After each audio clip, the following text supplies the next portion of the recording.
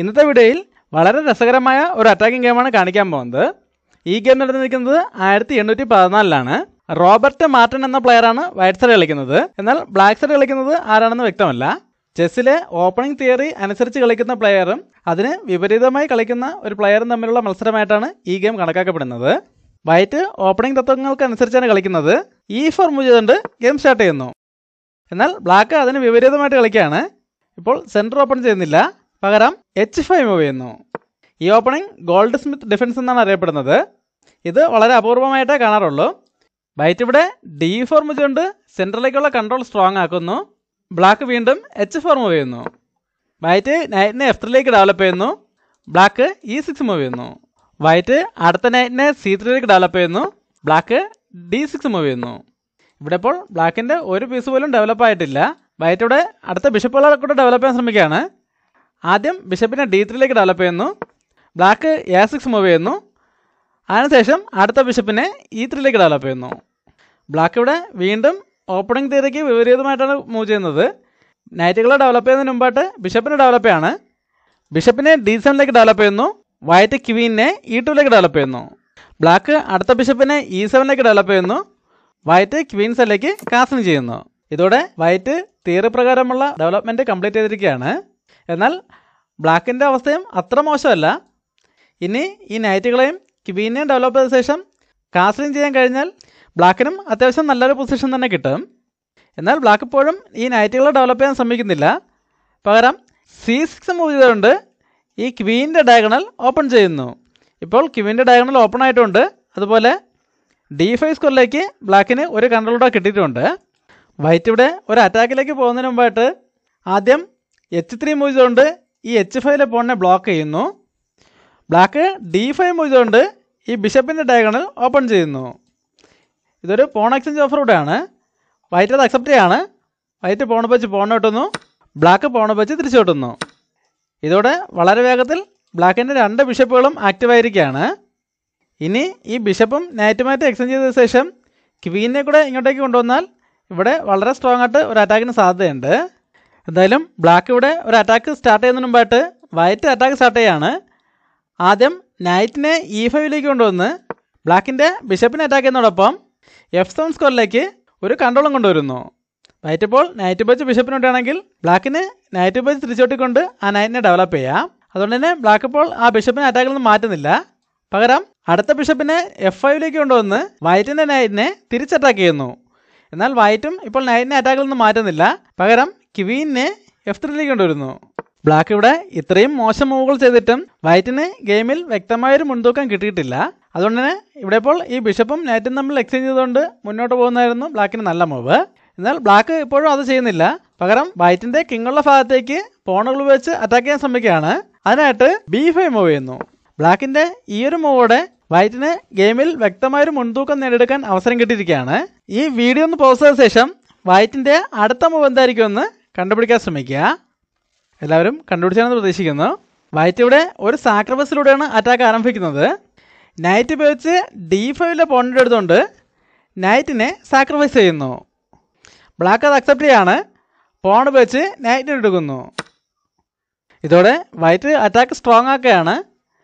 Queen ഉപയോഗിച്ച് D5ലെ point എടുത്തുകൊണ്ട് ബ്ലാക്കിൻ്റെ റൂക്കിനെയും F7ലെ പോണേയും fork ചെയ്യുന്നു. ഈ അറ്റാക്ക് വളരെ സ്ട്രോങ് ആണ്. ബ്ലാക്ക് ഇപ്പോൾ ഈ റൂക്കിനെ രക്ഷിക്കാൻ ശ്രമിക്കുകയാണെങ്കിൽ അപ്പോൾ തന്നെ ചെക്ക് മേറ്റ് ആകും. അതുകൊണ്ട് ബ്ലാക്ക് ഇപ്പോൾ ആ റൂക്കിനെ അറ്റാക്കിൽ നിന്ന് രക്ഷിക്കാൻ ശ്രമിക്കുന്നില്ല. പകരം ബിഷപ്പ് വെച്ച് ഈ നൈറ്റിനോട്ട് എടുത്തുകൊണ്ട് ഈ മെയ്റ്റിൻ ത്രെഡിൽ നിന്നും ഒഴിവാകുന്നു. വൈറ്റിനിവിടെ പ്രധാനമായും 2 ഓപ്ഷൻ ഉണ്ട്. ഒന്നുകിൽ ക്വീൻ വെച്ച് റൂക്കിനോട്ട് എടുക്കാം, അല്ലെങ്കിൽ ഒരു ചെക്കോട് കൂടി ബിഷപ്പിനോട്ട് എടുക്കാം. എന്നാൽ വൈറ്റ് ഇവിടെ വീണ്ടും ഒരു സ്ട്രോങ് മൂവാണ് ചെയ്യുന്നത്. ക്വീൻ ഉപയോഗിച്ച് ഈ 2 പീസുകളെയും വെട്ടിയെടുക്കുന്നില്ല. പകരം പോൺ ഉപയോഗിച്ച് ബിഷപ്പിനോട്ട് എടുക്കുന്നു. വൈറ്റിനിപ്പോൾ ഒരു ബിഷപ്പിനെ നേടിയെടുക്കാനും കഴിഞ്ഞു. അതിനോടൊപ്പം ബ്ലാക്കിൻ്റെ റൂക്കിനെതിരെയുള്ള അറ്റാക്ക് അതുപോലെ നിലനിർത്താനും കഴിഞ്ഞു. ആ റൂക്കിനിപ്പോൾ ഈ 2 സ്കോറിലേക്കും പോകാൻ കഴിയില്ല. എന്നാൽ ബ്ലാക്ക് ഈ പ്രശ്നം വളരെ സിമ്പിളായിട്ട് പരിഹരിക്കുകയാണ്. ബിഷപ്പിനെ C6ലേക്ക് മൂവ് ചെയ്തുകൊണ്ട് റൂക്കിനെതിരെയുള്ള അറ്റാക്ക് ഒഴിവാക്കുന്നതിനോടൊപ്പം വൈറ്റിൻ്റെ ക്വീനെ തിരിച്ചറ്റാക്ക് ചെയ്യുന്നു. ഇതൊരു ക്വീൻ എക്സ്ചേഞ്ച് ഓഫറൂടെയാണ്.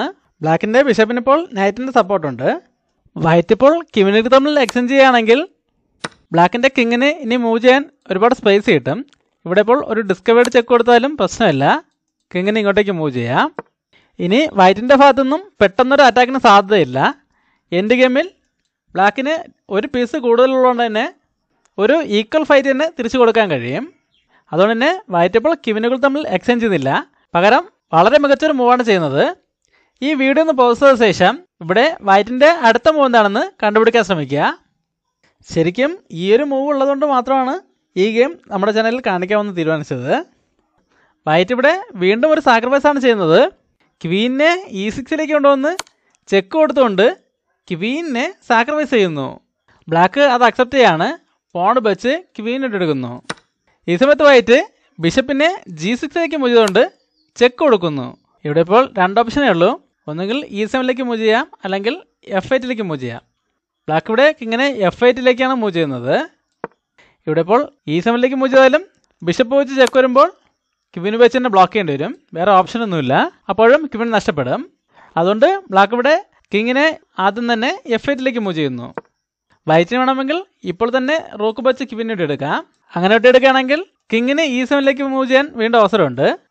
അതുകൊണ്ട് ഇപ്പോൾ റൂക്ക് വെച്ച് ക്വീൻ കിട്ടുന്നില്ല, ആദ്യം ബിഷപ്പിനെ C5 കൊണ്ടുവന്ന് ചെക്ക് കൊടുക്കുന്നു.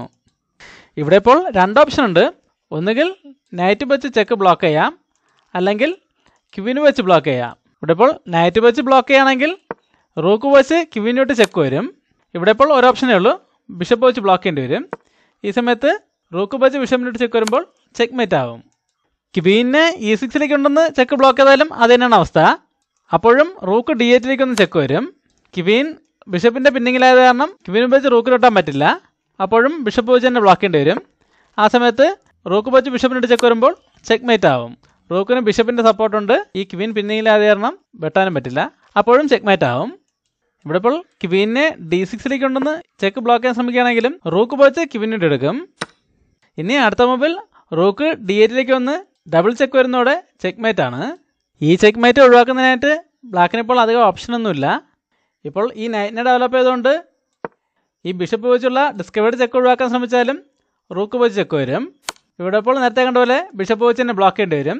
ആ സമയത്ത് ബിഷപ്പിനോട്ട് ചെക്ക് വരുമ്പോൾ ചെക്ക് മേറ്റ് ആണ്. അല്ലാതെ നൈറ്റിനെ D7 കൊണ്ടുവന്ന് ഈ റൂക്ക് D8 വരുന്ന തടയാൻ ശ്രമിച്ചാലും റൂക്ക് വെച്ച് ആ നൈറ്റിനോട് എടുക്കാം, അപ്പോഴും ഡിസ്കവേർഡ് ചെക്കാണ്. ഇവിടെയും വേറെ ഓപ്ഷനൊന്നുമില്ല, ഈ നൈറ്റ് വെച്ച് ചെക്ക് ബ്ലോക്ക് ചെയ്യേണ്ടി വരും. ആ സമയത്ത് റൂക്ക് വെച്ച് ആ നൈറ്റിനെ വേണ്ടി എടുക്കാം. ഇവിടെയും ഒരു ഡിസ്കവേർഡ് ചെക്കിനുള്ള അവസരമുണ്ട്. ഇനിയും ബ്ലാക്കിന് കൂടുതൽ നഷ്ടങ്ങൾ സംഭവിക്കാനും ഗെയിം വളരെ വേഗത്തിൽ തോൽക്കാനും സാധ്യതയുണ്ട്. ഇതെല്ലാം മനസ്സിലായിക്കൊണ്ടാവും ഈ പൊസിഷനിൽ ബിഷപ്പ് വെച്ച് ചെക്ക് വന്നപ്പോൾ തന്നെ ബ്ലാക്ക് തോൽവി സമ്മതിച്ചത്.